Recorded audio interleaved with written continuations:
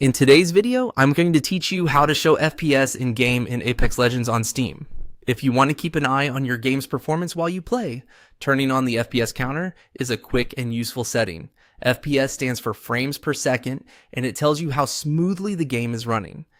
A higher number usually means smoother gameplay, which can be especially helpful in a fast-paced game like Apex Legends. To get started, open Steam on your computer. Make sure the app is fully loaded before moving on, so all the menu options are available and easy to access.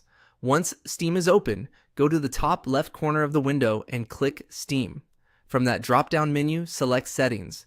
This will open the main settings panel for your Steam account and client. In the settings window, look for the in-game section and click into it.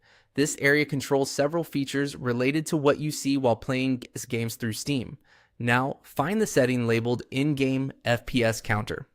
This is the option that allows Steam to display your frame rate while you are in a game. It's built directly into Steam, so you don't need to install any extra software or make changes inside Apex Legends itself. After you find the FPS counter setting, choose where you want it to appear on your screen.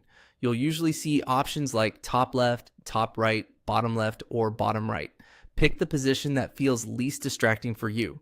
If you want to keep the counter visible without covering important game information, the top left or top right corner is often a good choice. The best position really depends on your preference and your screen layout. Once you've selected the screen position, your setting is ready. You can close the settings window, then launch Apex Legends through Steam. When the game opens, the FPS counter should now be visible in the corner of your screen while you play. If you don't see it right away, make sure you launch the game through Steam and double check that the FPS counter setting is still enabled in the in-game menu. Sometimes restarting the game after changing the setting can also help.